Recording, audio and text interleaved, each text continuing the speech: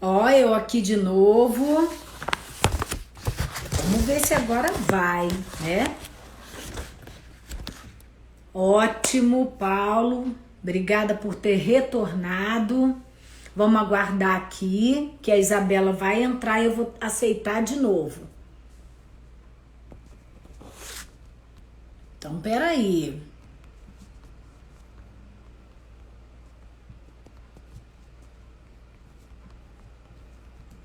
Estou aqui fixando já o tema da nossa live, que é muito importante. Isabela, vamos ver se aparece aqui o seu pedido para entrar na live. E ó, acabei de aceitar, tá? Agora vai. Eu espero que sim, estou aqui torcendo para que você possa entrar aqui. Simone, obrigada por você retornar. Vamos aguardar aí um pouquinho. Eu não sei o que está acontecendo, que o Instagram não está permitindo a participação da Isabela. Vamos ver aqui. Graziele, se por acaso, Isabela, você tiver um Instagram pessoal, tenta entrar com o pessoal. Pode ser que dê certo, não sei, tá? Vamos aguardar aqui um pouquinho. Emagrecer, obrigada pela presença, é um prazer ter vocês aqui para falar, me ajudar a falar, né?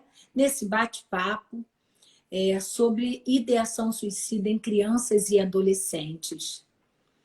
Ó, a Isabela não está conseguindo, ó, apareceu de novo, não está conseguindo conectar. Vou tentar mandar esse convite para o seu Instagram pessoal. Vou ver se eu acho ele aqui, tá bom?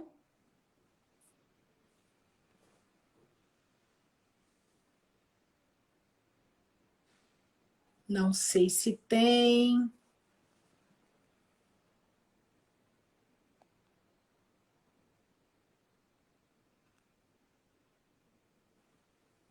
Vamos ver lá, Isabela, se vai para você. Tá aqui dizendo que foi enviado com sucesso. Então vamos ver aqui, né? Tomara que dê certo, né, gente? Estamos aqui para fazer dar certo. E você, Isabela, pode também, se quiser, me enviar aí um convite do seu Instagram pessoal, se quiser, tá? Vamos ver o que acontece, né? Eu não uso mais o meu Instagram pessoal, então não adianta eu querer fazer esta manobra. Não vai dar. A Simone Gandra está aqui falando que ela concorda com aulas no colégio, falando, abordando esse tema sobre suicídio dentro das escolas. Isso é muito importante, porque a escola é um lugar de educação, é um lugar de psicoeducação também. Isabela, não estamos conseguindo conectar aqui com você e é uma peninha muito grande, mas eu vou insistir e vou enviar de novo este convite. Quem sabe? É o seu Instagram, aceite um convite em tempos de Covid que não está conseguindo conectar aqui comigo. A minha conexão tá legal, tá boa aqui. Vocês estão me vendo e me ouvindo bem? Respondem aí um ok, uma mãozinha assim, para que eu possa. Vamos ver aqui, a Isabela Gelli entrou aqui, ó. Vou aceitar, Isabela. Acho que agora vai dar certo. Não sei. Vamos tentar aqui. Tá mostrando aqui que tá aguardando, conectando. Olá, gente, a minha convidada chegou. Foi difícil, né, Ana? Foi, não foi, Isabela? Aqui falei, não vou Que conseguir. bom. Que bom que deu certo, né? Então, minha querida, minha amiga, minha parceira de trabalho, seja muito bem-vindo aqui novamente no Instituto Foco e Bem-Estar. Dessa Obrigada. vez, para a gente falar sobre um assunto diferente, muito impactante, forte, né? E que ainda é um tabu, apesar de ser considerado já um problema de saúde pública. Então, seja muito bem-vinda. Eu te agradeço imensamente a sua disponibilidade. Sei o quão difícil tem sido, porque você tem uma pequena em Sim. casa, né? E sei que é difícil conseguir lidar com tantas demandas ao mesmo tempo. Mas, de coração, meu muito, muito obrigada. Imagina, Ana. Eu também te agradeço aí pelo convite para participar desse espaço e esse trabalho super bacana que você está fazendo, né? Te parabenizo aí mais Obrigada. uma vez por isso e a gente precisa realmente conscientizar e tentar fazer com que essas palavras cheguem à maior população possível, né? Isso aí. Esse é o objetivo da Tá. campanha que eu lancei aqui, né? Porque é muito, muito importante que muitas pessoas alcancem essas explicações, esse bate-papo, né? Eu gosto de chamar de bate-papo, porque nem todo mundo que passa aqui é profissional da saúde mental, então Sim. não tem obrigação de saber termos técnicos, né? E aí eu escolho meus convidados a dedos para virem aqui. Primeiro, porque eu tenho simpatia, confiança pessoal, mas também muita confiança no trabalho e eu quero levar o máximo de informação com coerência, respeito e ética para todo mundo. É por isso que você está aqui, Isabela. Agora me diga uma coisa. É normal ou possível que se tenha pensamentos e ideação suicida na infância? Na adolescência? Como é que é? Sim, é possível, é bastante possível, né? Eu acho que a gente não pode dizer que é normal, né? Porque é algo que, Uhum. obviamente, significa que alguma coisa está errada, né? A gente tem que estar muito atento, porque qualquer pensamento, qualquer ideação suicida, em qualquer faixa etária, né? Mas Sim. especialmente aqui na infância e na adolescência que a gente está falando, requer muita atenção, requer cuidado, requer tratamento. Então, acho que a gente não pode dizer que é algo normal, mas é algo extremamente comum, né? Muito mais comum do que a gente imagina, infelizmente. Normal no sentido de mais corriqueiro até, né? Sim, sim, né? Normal Sim. nesse sentido, não normal no sentido de que tá tudo bem, né? Mas Uhum. normal no sentido de que é extremamente comum e de que isso acontece muito mais do que se pode imaginar. Uhum. Você poderia dizer assim, que tipos de pensamentos são mais comuns nessa linha, nesse sentido, são mais comuns de aparecerem em crianças, por exemplo? E se esses pensamentos aparecem mais em garotos, meninos ou meninas? Uhum. São pensamentos assim de que a vida não tem sentido, pensamentos assim, especialmente na adolescência, que eles são mais incidentes do que na infância, não que não exista na infância Uhum. também, mas eles vão se tornando mais incidentes a partir dos 10, 12 anos, né? Eles começam a ser mais comuns e aí na faixa dos 15 anos a gente vê isso, a eclosão desse processo, né, sendo mais em Uhum. termos de frequência, né? Mas são pensamentos muito associados a perceber a vida sem sentido, sem valor, a achar que não tem vínculo social, ninguém me ama, ninguém gosta de mim, eu não sou importante para ninguém, eu não faço diferença na vida de ninguém, né? Se eu morrer não vai Uhum. fazer diferença, se eu morrer não vai, ninguém vai se importar, né? Então são pensamentos assim bem solitários, bem pensamentos bem de de desvalor, pensamentos de não ser amado e pensamentos de que a única alternativa é não existir mais. Ou então é muito comum também a sensação de uma dor muito grande que não consegue suportar, uma dor emocional, uma tristeza muito grande, uma dor que eu não consigo suportar. Então a estratégia que eu tenho é acabar com isso tudo, né? E é muito Uhum. grave, porque o adolescente é impulsivo, né? O adolescente é impulsivo Sim. e essa solução para esse problema da vida estar sem sentido, da vida estar ruim, é uma solução definitiva para um problema que é temporário, né? Então é algo Uhum. que realmente requer muito cuidado, especialmente pela impulsividade que é característica dessa faixa etária. Talvez aí a questão esteja na própria criança ou adolescente, pré-adolescente, entender que se trata de um problema temporário, aquela dor, né? Que com o tratamento passa. Por quê? Adolescentes são exagerados, são impulsivos, têm ideias magnânimas, tanto para o lado do legal, do positivo, do up, quanto para o lado do negativo, do pessimista. Tem muitas oscilações no humor, na forma de pensar, de lidar com a vida, porque é um processo de transformação, né? Os ritos, Sim. né? Sim, os adolescentes são muito intensos, né? Então, a forma, a estratégia de solução para eles, às vezes, é botar um fim a tudo, é algo radical, né? E é a Uhum. sensação de aliviar uma dor. Não necessariamente eles querem morrer, mas eles querem parar de sofrer. E a única Sim. alternativa que eles encontram é essa. Sobre até respondendo a sua outra pergunta, né? A incidência, normalmente nessa faixa etária, há uma certa equivalência entre os gêneros, sendo um pouco mais prevalente em meninas do que em meninos. Ao contrário do que a gente vê na idade adulta, né? Na idade adulta a gente vê uma incidência maior em homens, mas nessa faixa etária é um pouco mais prevalente em mulheres, em meninas, do que em meninos. Apesar de ser quase equiparado, e essa distância vai acontecendo mais lá pelos 20 e poucos anos, é que a gente começa a ver que os homens têm uma frequência maior. Começam a destacar aí, né? Sim.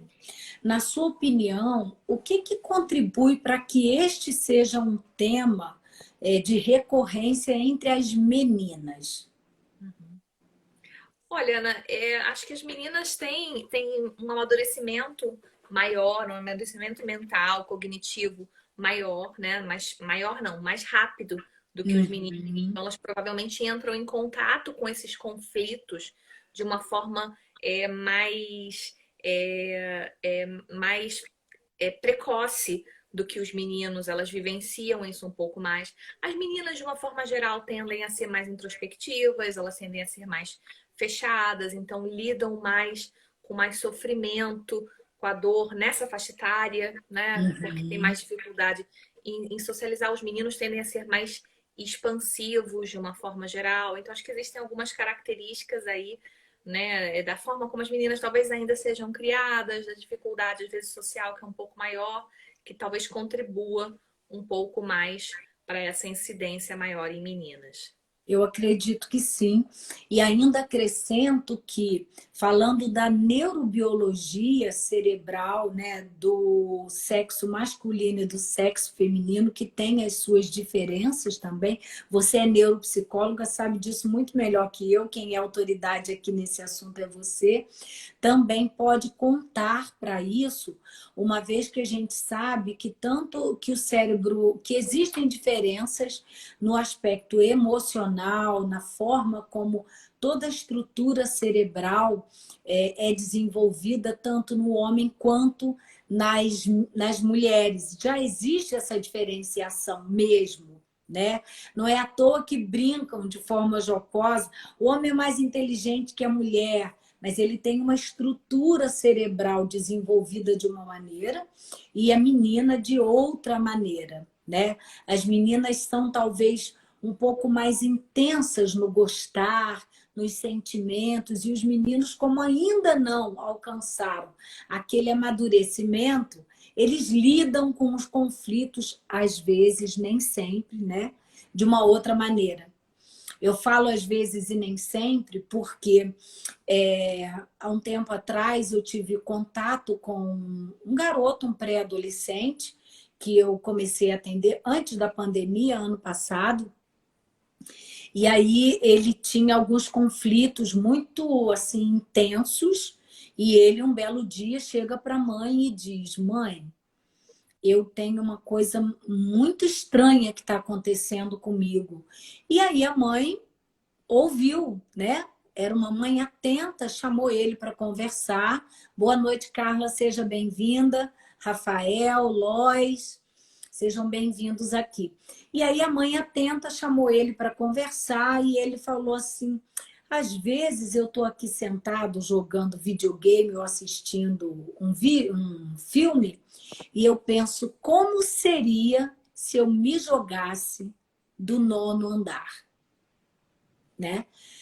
E aí a mãe atônita procurou o pediatra indicou meu nome para atendê-lo, fazer aí um atendimento e tal, e a gente foi entender com a família o que estava acontecendo e tal. Tinham algumas coisas, alguns conflitos familiares acontecendo, e ele começou a ter esse pensamento recorrente, que nele era intensamente angustiante, porque ele conseguia fazer uma diferenciação e entender o absurdo daquele pensamento.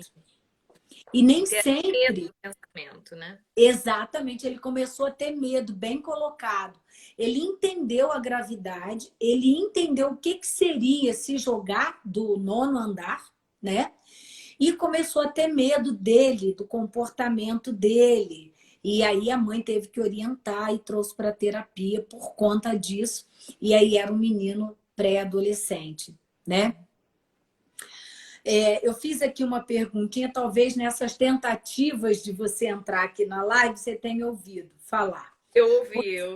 Né? Você acredita, acha, com a tua experiência profissional, agora como mãe também, né? E eu sei que você tem sobrinhos, sobrinhas. Você acha que o tema suicídio deveria ser tratado nas escolas, Isabela?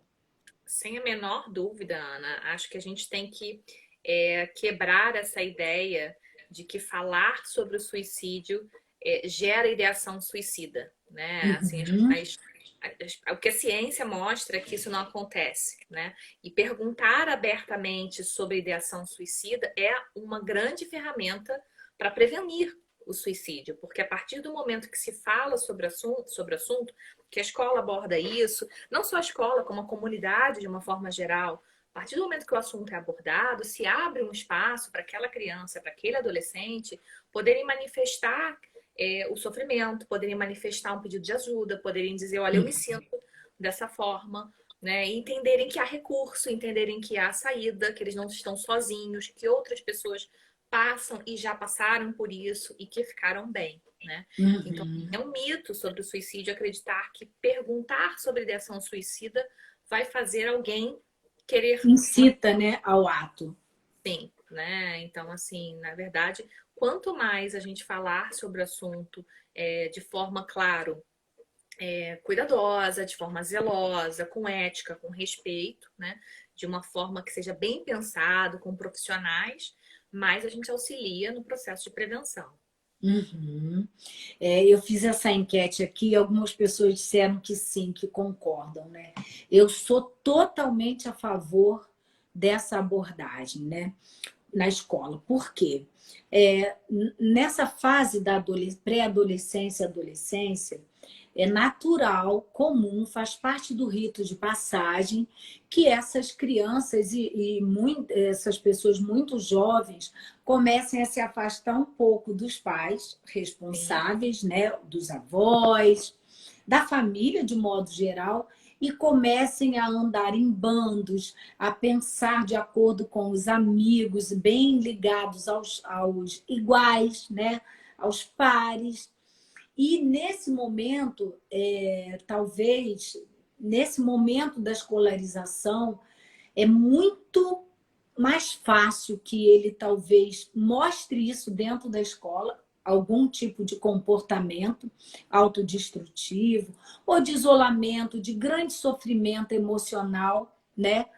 Para os amigos, esses amigos podem recorrer aos professores, ou o próprio aluno pode recorrer ao professor para desabafar, né? Eu já vivi situações dessa em consultório, em que a coordenadora do colégio foi a pessoa que me contactou para falar sobre uma criança que já pré-adolescente também, aí já com 13 anos, já vivendo aí as pressões do oitavo e nono ano, né? Pensando já no ensino médio, e que estava muito preocupada porque estava isolado, ia para o banheiro, ficava muito tempo no banheiro, andava cabisbaixo, dormia em sala de aula. Então, olha quantos comportamentos a gente pode perceber que aparecem na escola. E ainda tem mais um detalhe: nem sempre os pais estão em casa num tempo disponível para perceber isso, né? Tentar justamente isso. Às vezes os pais não conseguem estar com os filhos no momento de qualidade, adequado. E os professores, infelizmente, às vezes convivem muito mais com as crianças do que os próprios filhos, né? Sim. Infelizmente, às vezes, a estrutura familiar é uma estrutura que não é saudável, uma estrutura em que os pais não estão atentos mesmo. Então, a gente tem uma outra medida protetiva, que é a escola, que pode ajudar nesse processo. Né? E às vezes tem Uhum. uma pessoa com quem a criança vincula, porque nem sempre também ela se sente confortável para abrir certas coisas para os pais, porque tem medo de uma repreensão, tem medo de um castigo, ou de uma bronca, ou alguma coisa parecida. E como a Punição. figura de serem punidos de alguma forma, uma figura externa, eles se sentem mais confortáveis. Né? Por isso que eu acho que é uma questão da escola e uma questão da comunidade. A comunidade pode atuar nisso também. Uhum. De que maneira você acha que a comunidade poderia ser mais atuante nesse sentido? Né? Eu acho que assim, acho que a gente já tem o Setembro Amarelo, é uma grande forma da comunidade ser atuante, né? E ter formas como a gente tem o CVV, o Centro de Valorização da Vida, para as pessoas poderem entrar em contato. Então, são várias ações comunitárias, né? E que, Uhum. claro, palestras, redes de apoio e comunidades de apoio, são várias estratégias, grupos de apoio para a comunidade poder ser ativa nesse aspecto.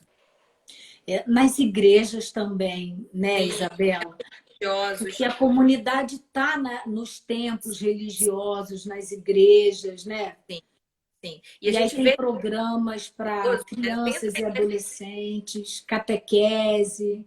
sem entrar em mérito de crença específica, É. a gente vê que estar ligado, né? Já adiantando aqui até um pouco em outras questões que podem surgir, mas estar ligado a uma crença cultural ou a uma crença religiosa que repudia de alguma forma o suicídio é uma estratégia de prevenção de suicídio extremamente eficaz também. Uhum. O que vocês que estão passando aqui acham? Vocês acham que a comunidade pode ser um instrumento de psicoeducação?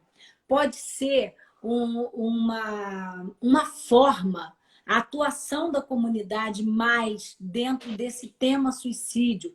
Pode ser uma forma de fazer a prevenção do suicídio na comunidade, no seu bairro? Vocês acham que existe? Quais ações vocês acham que seriam Também, mais interessantes né? para serem feitas nas comunidades? Escrevam aqui, vão participar, vem para cá, sejam ativos nessa live aqui, vai ser muito bom. Fala, Isabela, desculpa, A eu te mídia interrompi. também pode participar disso. A mídia também contempla essa ideia de comunidade, né? Fazendo uma mídia como estratégia de prevenção. Né? Uhum. Ó, a acupuntura aqui, Renata Matos, ela concorda, ela acha que a comunidade pode ter aí um papel decisivo na prevenção do suicídio. É muito importante que a gente debata sobre isso, assim como há anos e anos e anos atrás o sexo era um tabu, né? Era feio falar, era uma forma da pessoa ser discriminada quando ela falava sobre esse assunto. O sexo falado de forma corriqueira no dia a dia era mal entendido, mal interpretado, mal visto. Assim ainda o é o suicídio, né? Gastamos horas e horas e horas das mídias, como Isabela estava aí apontando, para falar sobre Covid. E eu não estou ignorando a gravidade da pandemia da Covid. Eu não estou dizendo que mortes pela Covid são menos valorizadas, devem ser menos valorizadas que mortes pelo suicídio. Só que o suicídio mata cerca de mais de 800 mil pessoas por ano ao longo aí de um ano, perde-se muitas vidas, né? Só que não é falado. Existe um mês, 30 dias para se falar sobre esse problema que ceifa a vida de crianças e adolescentes jovens adultos, adultos e idosos, porque os idosos aí também estão fazendo parte de forma impactante, significativa das estatísticas sobre suicídio. Então, minha gente, esse aí é um assunto muito importante para a gente estar debatendo aqui, sim. Ele estando relacionado aí a preconceitos, mas é muito importante que a gente debata. E como a Isabela bem pontuou, e eu tenho feito essa pontuação também nas outras lives que eu tenho feito aqui, é que falar não incita a pessoa a cometer o ato. A pessoa que faz a tentativa ou que consegue dar fim da própria vida é porque ela já tem um planejamento para isso. E quando não existe um planejamento, se trata de um comportamento muito impulsivo que a pessoa não teve capacidade de controlar ali no momento da raiva, da briga, da agitação, do descontrole emocional. Então, vamos falar a respeito desse assunto. É muito importante. Conto com vocês. Isabela, quero te perguntar também a respeito, assim, quais são os fatores de risco que você, na sua atuação profissional, percebe nesse público infanto-juvenil para o suicídio? O que você destaca? Os principais fatores de risco, Ana Clara, é a criança ou adolescente já ser portador de algum quadro, de algum transtorno mental. Então, adolescentes crianças que têm um episódio depressivo já instalado, ou que tenham um transtorno bipolar, ou um transtorno borderline, enfim, entre vários transtornos que a gente tem, né? Esse é um dos principais fatores de risco. A maior parte dos suicídios são cometidos por pessoas que têm alguma condição, alguma patologia mental, ainda que transitória, né? Mas que esteja instalada naquele momento, né? Dificilmente é algo que vai surgir na mente de uma pessoa que está absolutamente bem, né? Normalmente a gente já tem uma história mental pregressa, né? A gente tem como fator de risco também importante o abuso de substância, né? E que é algo que é muito comum na adolescência. Os adolescentes estão descobrindo, apesar de não estarem na idade disso, mas eles estão descobrindo o Cada álcool, vez mais precocemente. né? E às vezes outras substâncias, né? Outros tipos de droga. Então ainda não sabem dosar isso, ainda não sabem como fazer da melhor forma. Então é um grande fator de risco. E a gente tem uma série de fatores de risco que são contextuais, né? Que são do contexto da criança, que são do ambiente, né? Criança vítima de bullying é um grande fator de risco, assim como as vítimas de abusos, de uma forma geral, abuso físico, abuso sexual, abuso verbal, são fontes, são O abuso emocional, psíquico. abuso emocional, né? Crianças que testemunhem a violência doméstica, que tenham um lar desajustado, que testemunhem, presenciem esse tipo de violência de forma corriqueira, né? É um grande fator de risco também, né? A gente vê que nos adolescentes é muito comum adolescentes que sofreram alguma perda recente, importante, né? Ou a perda de um familiar que faleceu ou que se mudou para outro lugar, ou um amigo, por exemplo, que rompeu uma amizade, né? Ou um término de um relacionamento, perdas importantes, ou uma repetência, que é uma perda, enfim, perdas de uma forma... Perda de um ano letivo, né? Isso, né? É um fator de risco. Um outro fator de risco também são grandes mudanças de vida, né? Mudanças de vida que a adolescente vive como negativo. Então, é um divórcio dos pais, uma mudança de cidade, né? Um dos pais que vai exercer um trabalho em outro estado e aí só vem uma vez por semana. É claro, não estou dizendo que quando isso acontece vai haver um risco necessário para suicídio, né? São fatores que a gente vê que são fatores de risco, né? Uma tentativa prévia já de suicídio já é um fator de risco, assim como uma história familiar de transtorno mental ou de suicídio na família também, né? Suicídio de outras pessoas conhecidas, né? Ou pessoas que ele vê como modelo. Então, quando tem um artista que admiram muito. Sim, bem colocado, ótimo. Né? E é até por isso que é uma orientação que a mídia não divulgue muito. A gente não escuta falar muito sobre suicídio na mídia dessa forma como algo real, algo concreto, porque a gente vê que esse é um fator de risco. Ao contrário da pergunta, né? Você já teve ideação suicida, mas o conhecimento de que um ídolo ou um amigo cometeu suicídio, a gente vê como um fator de risco também, né? E a questão da dor emocional, né? A sensação de desesperança, a sensação de desvalor, né? Uma criança que está mais irritável, mais estressada, um estresse muito alto, né? Seja por circunstâncias de fracasso acadêmico, de concorrência acadêmica, Conflito familiar, né? conflito familiar, né? Ou uma questão de segregação, segregação não, de não se sentir incluído socialmente, né? A rejeição, fracasso, os problemas familiares, enfim, são todos grandes fatores de risco. A pouca rede de apoio, né? Não tenho com quem contar, eu não tenho um amigo, né? Eu tenho uma relação ruim com os meus pais, eu tenho relacionamentos interpessoais pobres, eu não tenho uma pessoa com quem eu possa chegar e falar assim, olha, eu tô mal, eu não tô legal, né? Uhum.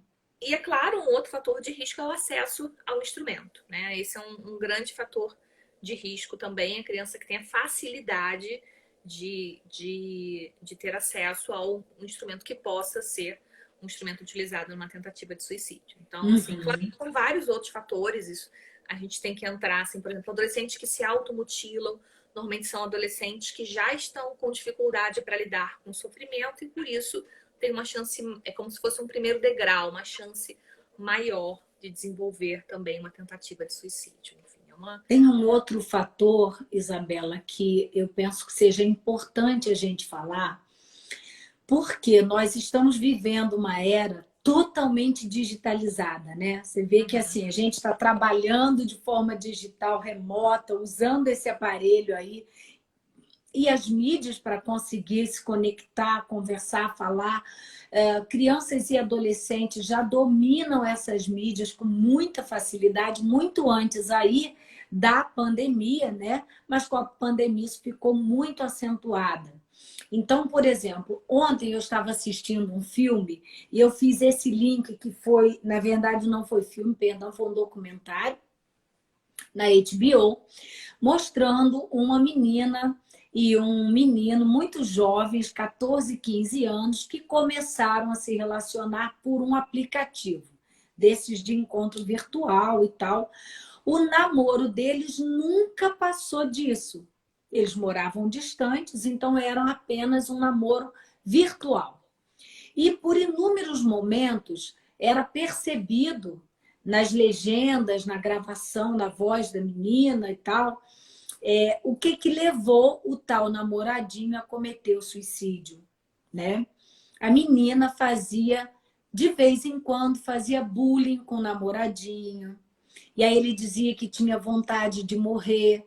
E aí ela dizia, eu entendo você, mas não dizia, não faça isso, você é importante para mim, né?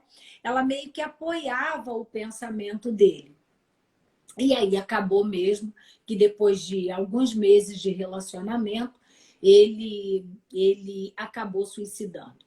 E eu tenho um recorte de experiência clínica de consultório de uma pessoa do sexo feminino que começou a praticar automutilação a partir de um relacionamento virtual abusivo. Os relacionamentos presenciais ou virtuais abusivos, então, no meu entendimento, também pode ser um fator de risco para essa população que ainda está em desenvolvimento, em formação, maturação neurológica e formação de todo o aspecto crítico, autocrítico da vida, né? Como qualquer forma de abuso, e eu acho que esse ponto que você tocou dos relacionamentos virtuais é muito importante, porque além da questão do relacionamento virtual, a gente tem, assim, as redes sociais sendo extremamente prejudiciais, né? Venenosas em vários aspectos. Tóxicas. Tóxicas, como a gente vê a questão da baleia azul, que teve há um tempo atrás, e tantos outros Depois jogos. aquela boneca horrorosa, que eu até Isso, nem sei amor, o nome, uma coisa enfim, horrível. várias coisas assim que são fatores de risco para essa faixa etária. Sim, sim. Isso foi muito bem noticiado há um tempo Sim, atrás. Por isso a né? gente tem que estar muito alerta aos sinais de alerta, tem que acompanhar muito de perto os jovens para observar qualquer coisa para poder intervir o mais rápido possível. Você acha que os sinais que um adulto pode dar sobre suicídio, desejo de autoextermínio, são iguais aos que uma criança ou um adolescente emitem? Você acha que Não, tem diferença? existem diferenças, né? Porque são faixas etárias com. É claro que algumas coisas vão estar em comum, né? Como, por exemplo, sintomas de depressão, né? Isso é uma característica que a gente vê nos adultos e a gente vê nas crianças, né? Mas a gente vê as crianças, às vezes, essa depressão na infância, essa depressão, especialmente dos mais pequenininhos, né? Ela se caracteriza mais por uma irritabilidade, né?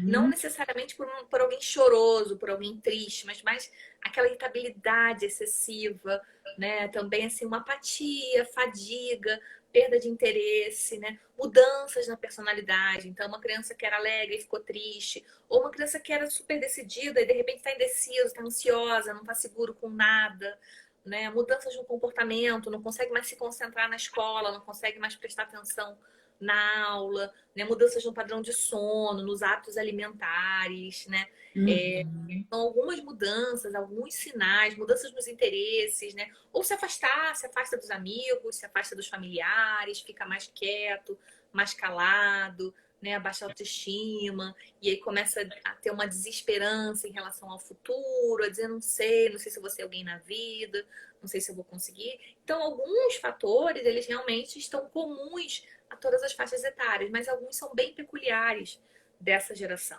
né? E uhum. especialmente a parte do afastamento dos amigos, dos familiares, essa irritabilidade é muito presente nesse momento, né? Mudança de interesse, adorava jogar futebol e aí já não quer mais jogar, os amigos chamam, vamos jogar bola, não, não vou, não quero mais ir na festa, né? E claro, o próprio falar sobre morrer, né? Falar, não tem mais sentido eu continuar vivo, que não necessariamente a criança vai dizer, o adolescente vai dizer, eu quero morrer, eu quero me matar, né? Mas vai estar ali nas entrelinhas, né? Quando eu não estiver mais aqui, você vai ver como é que é ficar sem mim. Uhum, E é uma mensagem ali meio que subliminar, mas um grande sinal de alerta.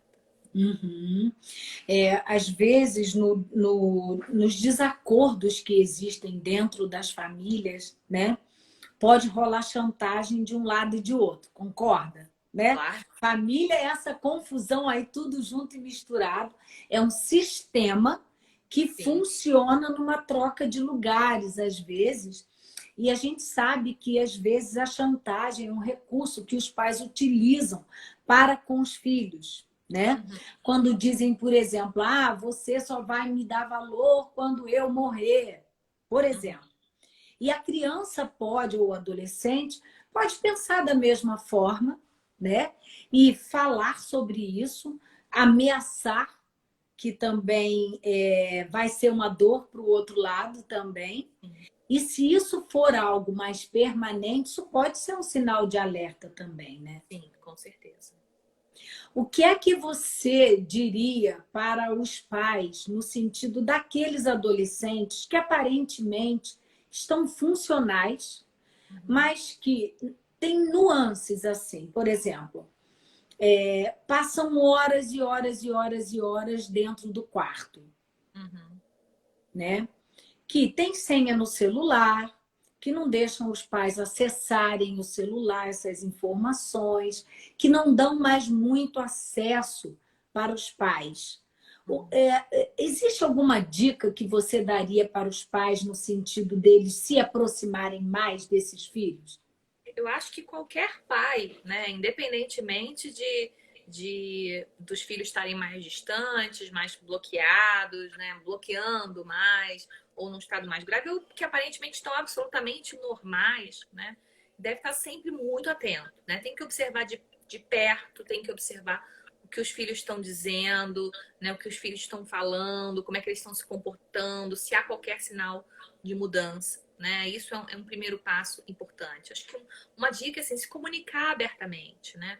Falando para os adolescentes perceber que não está sozinho, né? Falar, conversar, perguntar, aquelas coisas bobas, que sabe o que a gente faz quando a criança é pequenininha, né? A gente vai perdendo com o passar do tempo. A criança vai na escola, né? Com 5 aninhos, o pai pergunta: e aí, como é que foi na escola hoje? Né? Você brincou com seu amiguinho? O que a tia te falou? E conforme a criança vai crescendo, os pais vão perdendo um pouco essa conexão, esse perguntar, esse questionar, então estar mais próximo. E aí, conforme vai crescendo, o pai pode começar a se colocar também, né? Poxa, eu também tô triste, eu tô num dia difícil, né? Eu tô me vendo sem saída, eu tô me vendo sem saída é uma frase polêmica, né? Estou me vendo com dificuldade de encontrar uma solução. E fazer com que o adolescente, a criança participem no processo de, olha, é possível ter saída, foi difícil essa situação, mas eu tô aqui pensando, eu tô quebrando a cabeça, eu também tenho problema, mas eu tô encontrando soluções para os meus problemas. Existe saída para tudo. A gente precisa parar um tempo, observar, buscar o que a gente pode fazer, mas existe solução. Então, demonstrar que também se sofre, que todo mundo sofre, mas que se encontra alternativa para isso. Então, os pais podem ser grandes modelos, né? No sentido de ensinar como que se desenvolve a autoestima, como que se desenvolve a esperança em relação ao futuro, como que Resiliência. eu controlo os meus impulsos, né? Como que eu desenvolvo habilidades sociais, como que eu desenvolvo habilidade de solução de problemas, né? Então, os pais podem ser modelos nesse sentido, né? E incentivar que os adolescentes saiam do isolamento, mas sem forçar, né? Convidar, vamos comer uma pizza, vamos sair, vamos fazer alguma coisa. Ah, o que você acha de chamar os seus amigos para virem aqui nesse final de semana, tentar buscar programas em família para aumentar esse vínculo. Então, vamos fazer uma caminhada, coisas que envolvam hábitos saudáveis, O né? ar Vamos fazer livre. uma atividade ao ar livre, vamos no parque, vamos jogar uma bola junto. Então, buscar criar essa proximidade com os filhos, entender que os filhos estão passando por uma fase em que eles querem autonomia, que eles querem a independência, e não querer. Não há mais uma idade em que você vira isso e pronto, acabou. Né? Uma criança pequenininha, Sim. você pega, você bota, a criança fica. Conforme ela vai crescendo, tem que trabalhar contratos, negociações, né? Enfim, Mas mostrar. aí, Isabela, é importante que os pais também consigam ter uma flexibilidade, né? Porque, Isso. assim, chegar para o adolescente e falar assim, por exemplo, estou achando você tão estranho, o que está acontecendo com você? Né? Uhum, Em algumas situações, pode funcionar. uhum, Mas num adolescente meio rebelde, por exemplo, ou uhum. muito mais depressivo, com uma autoestima muito baixa, chegar de sola não vai funcionar. Não, Então, não. esses pais precisam ter flexibilidade, inteligência emocional Sim, para perfeito. entender como podem chegar. E acho que podem partir da própria vivência deles. Uhum. Na adolescência, como você, pai, mãe, gostava de ser abordado? De E sola, é por isso que eu né? falei atento, né? Tem que ter É, sensibilidade, tem que ter empatia. Eu tenho que buscar ali, observar o meu filho realmente, quase como um detetive, né? Observando qual é o comportamento dele, como é que ele tá falando, para saber como que eu posso atuar e melhorar o meu vínculo com ele sem forçar. Porque não adianta também virar e falar assim, você vai sair desse quarto agora e ponto, você vai sentar aqui na sala comigo e nós vamos ver um filme, ou vamos comer uma pizza, ou vamos conversar. Porque se a gente vai sentar, vai ficar de braços cruzados, não vai falar nada, e só vai ficar com mais raiva do mundo, né? Isso sim, só vai, depois pode até retaliar de alguma isso maneira só e de vai uma maneira muito ruim. triunfar. Uhum. Uhum. A Mel e Amor está aqui falando que ela acha muito importante sim não ignorar esses sinais e não banalizar, né? É Os pais fantástico isso. menos atentos ou os pais que têm muita dificuldade de lidar com a reação do filho, isolamento do filho ou agressividade do filho, eles tendem a ignorar alguns sinais. Quando o filho dá esse sinal, né? Ignoram ou às vezes não dão valor, desvalorizam, né? Ah, Sim, isso é de adolescente, todo adolescente tem verdade. isso, né? E não dá para Uhum. uma ameaça, um risco de suicídio, ele nunca pode ser banalizado, porque ele pode até parar ali. né? E o próprio criança e adolescente falarem cruz credo, passou pela minha cabeça, mas nunca mais. Mas a gente não pode correr esse risco. Né? Então, Uhum. qualquer sinal de alerta, e é claro, o mais importante de tudo é buscar ajuda especializada, né?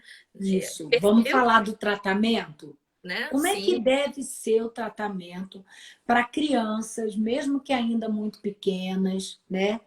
Que demonstrem, mostrem algum sinal de sofrimento emocional e que de alguma maneira mostre desesperança, não queira mais tomar banho, comer, o biscoito preferido não liga para comer, o desenho que mais curte não quer mais assistir. Que tipos de alternativas os pais têm para o tratamento desse público especificamente? Oi, Ediane, um beijo, querida. Que bom que você está aqui. Obrigada. Geisa também. Obrigada. bom, os pais podem fazer tudo isso que a gente está falando, né? Buscar o apoio social, buscar o apoio comunitário, né? Até como a gente falou mais cedo, buscar crenças religiosas, crenças culturais que valorizem a vida. Mas o Uhum. tratamento, o padrão ouro é um tratamento combinado de psicoterapia, né? Com o tratamento psiquiátrico, né? Buscar o apoio médico e o acompanhamento psicológico, né? Esse é o padrão ouro e os pais ajudarem os filhos a seguir o plano de tratamento, né? Então, Ai, serem, sim. serem ativos, não interferirem, não tentarem não é uma questão de intromissão, mas tentarem ativamente ser coterapeutas, né? O que a gente pode fazer para auxiliar nesse processo? Mas o padrão ouro, de fato, é o tratamento psicoterapêutico e psiquiátrico, sem dúvida. Uhum. Uhum. E às vezes os pais vão precisar se comprometer em participar ativamente ali na hora da sessão, quando Sim. são abordados para isso, quando isso é combinado, né? E Tarefas de pais casa. precisarão fazer muitas mudanças na própria vida também, né? Eles também terão que participar ativamente do tratamento dessa forma, né? Será que existe alguma questão que está disfuncional na minha família? Será que a minha forma de me comunicar com meu filho está ruim? Né? Será que eu estou sendo muito permissivo ou será que eu estou sendo muito punitivo? E o que a gente falou, será que eu estou tendo uma boa habilidade de resolver problemas? Ou será que eu estou demonstrando na frente do meu filho que a vida é injusta, a vida é uma droga, nada vale a pena, Que né? Então, modelo que eu estou sendo, né? exatamente. Então, essas relações familiares provavelmente podem precisar ser remodeladas, assim como a postura dos pais. Uhum. Então, a gente tem aí uma história familiar de transtornos mentais, doenças mentais, que também é um alerta para os pais, quando veem os seus filhos diferentes, com comportamentos diferentes do que seria aí esperado, né? Entender que se já existe na linhagem da família algum tipo de transtorno psiquiátrico, como por exemplo a depressão, que é um dos transtornos mais comuns, né, para vulnerabilidade ao suicídio, entender que esse pode ser um sinal, fique atento. Se um familiar tem um transtorno mental, pode ser que o outro familiar, sendo criança e adolescente, tenha. É um grande fator. Famílias com muitos conflitos, brigas, discussões.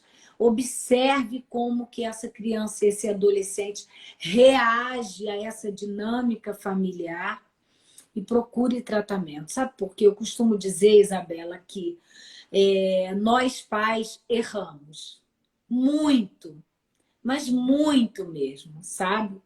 Nós erramos na intenção de acertar. E quando erramos, erramos repetidamente, é porque a gente não sabe fazer de outra maneira.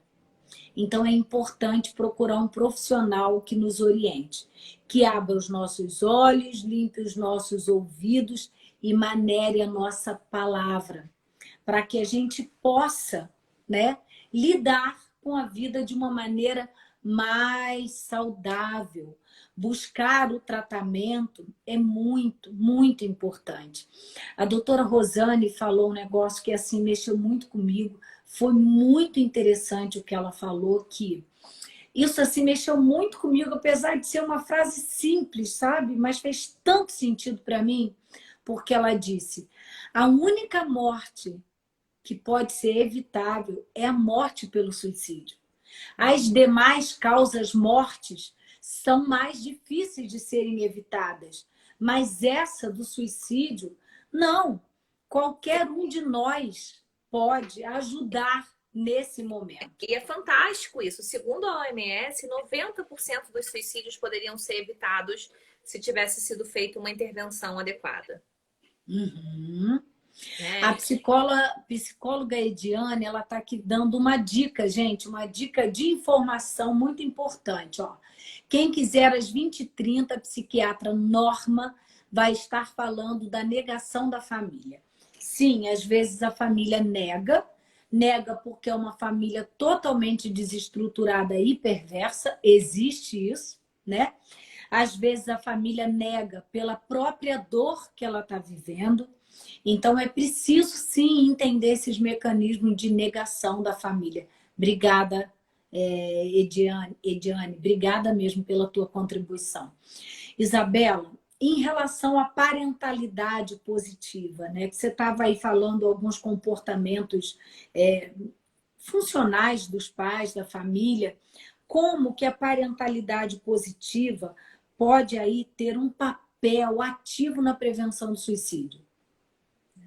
É justamente tentar, né, ter uma parentalidade que busca ser mais gentil, mais compassiva com os filhos, enxergando os problemas, porém buscando promover a solução para esses problemas, né? Ajudando o adolescente a resolver os conflitos, ao invés de simplesmente eu chego e eu puno, eu chego e eu coloco de castigo, ou eu chego e não dou atenção, né? Eu poder estar atento, reforçando o que o meu filho tem de bom, né? Reforçando as virtudes, ajudando o meu filho a enxergar as próprias virtudes, as suas próprias forças, as Amo suas isso. competências, né? Quais são as suas competências? Não de uma forma assim, porque eu digo que às vezes nós pais também somos tão babões, né? Que a gente coloca, tenta incentivar demais sem ajudar o filho. Idealiza muito aquilo, Sim, endeusa muito, fica desenhou. fora do padrão, da realidade. Tá tudo fora, tô vestida toda fora do padrão. E eu falei, aí, mãe, tô bonita, tá linda. Não, nossa, olha, essa blusa te cai muito bem, valorizar, mas mostrando a realidade, né? Vamos buscar uma solução melhor. Ótimo, perfeito. Não tá bacana, não é ser positivo no sentido de dizer que tá tudo maravilhoso, né? Mas de reforçar o que eu tenho de bom e de compensar. Nossa, filho, você também não é muito bom nisso, mas você pode utilizar essa outra força que você tem para melhorar essa competência, para se relacionar melhor com as pessoas, para buscar fazer mais amigos. Então, de reforçar as virtudes, de reforçar o que tem de bom e servindo como modelo, né? Servindo como modelo. Os pais como modelos assim, é um passo assim fantástico para promover a saúde mental dos filhos. Verdade. Dentro da educação positiva, eu sou credenciada, formada pela Associação Brasileira de Educação Positiva, Internacional de Educação Positiva também.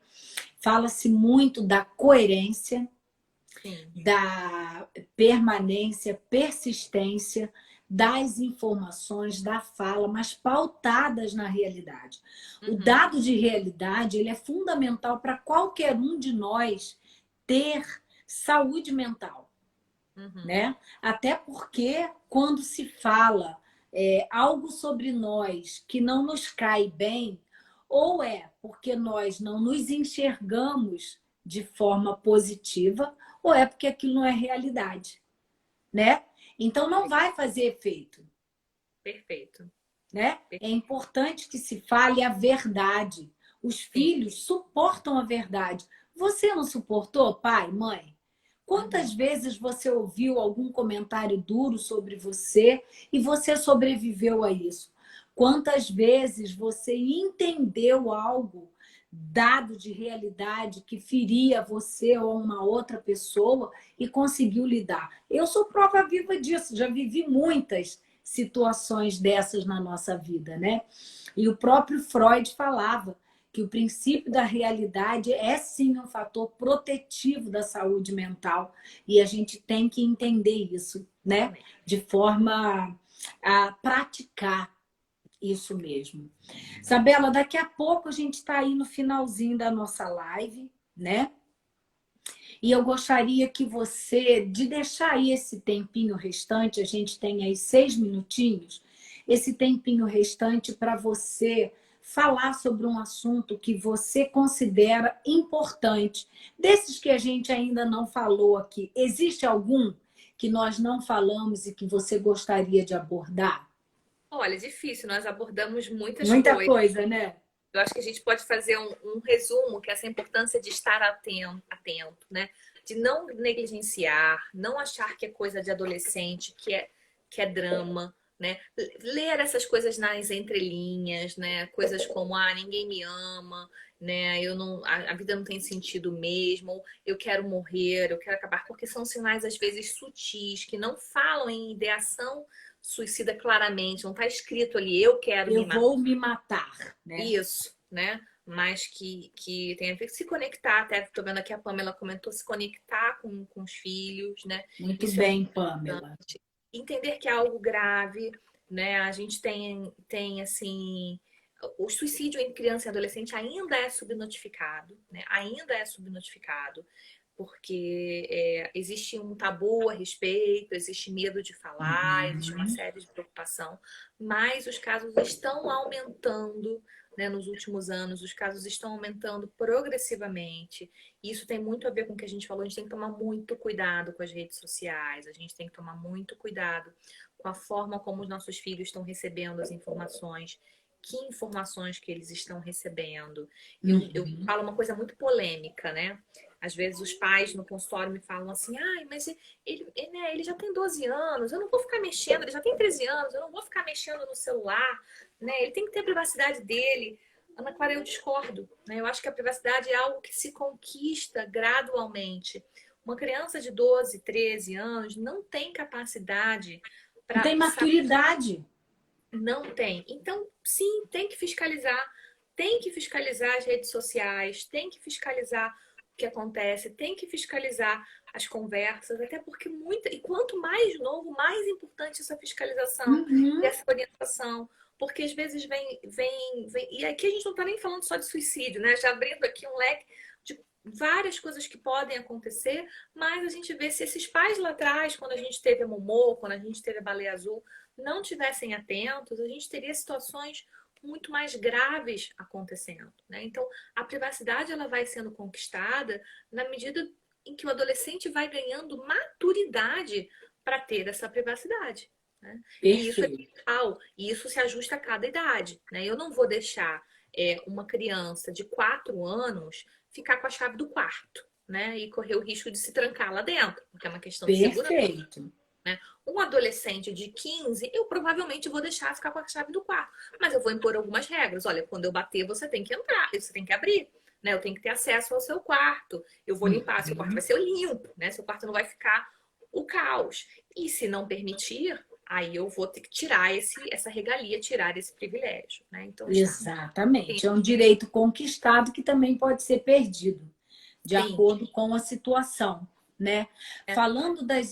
Pois não, pode falar, Não, desculpa. porque é uma realidade muito dura, é uma realidade que a gente evita falar, é uma realidade que a gente quer tapar os olhos quando a gente escuta, né? Mas se a gente pensar, né, em termos estatísticos, a cada 9 pessoas que a gente tem aqui participando dessa live, 7 pessoas já tiveram algum tipo de ação suicida ou conviveram próximos a alguém que já teve, né? Então, assim, é algo Então, realmente minha querida, quero apresentou. agradecer você imensamente pela tua participação, né? Foi muito esclarecedor. Eu gosto muito da sua colocação em relação à maneira como os pais têm que lidar com os filhos de forma realista, com amor, com afeto, mas de forma realista, sim. Dependendo da idade, não dá mesmo para dar tanta liberdade. Já visto que uma pessoa só pode dirigir a partir dos 18 anos, né? Antes disso, não se dá carro na mão de uma criança ou de um adolescente. Então, muitíssimo obrigada pela sua presença. Gente, olha, adorei a participação de todos vocês aí. Vocês trouxeram tantas questões importantes que só nos ajudou a fazer essa live aqui e a contribuir um pouquinho, uma sementinha com a campanha de valorização da vida, o mês do Setembro Amarelo. Isabela, muitíssimo obrigada. Beijo. Obrigada a você mais uma vez pelo convite e parabéns aí por essa iniciativa fantástica. Parabéns para nós que estamos aí nessa luta, todo mundo aqui, né? Um abraço para todos. Tchau, Ana. Tchau, tchau.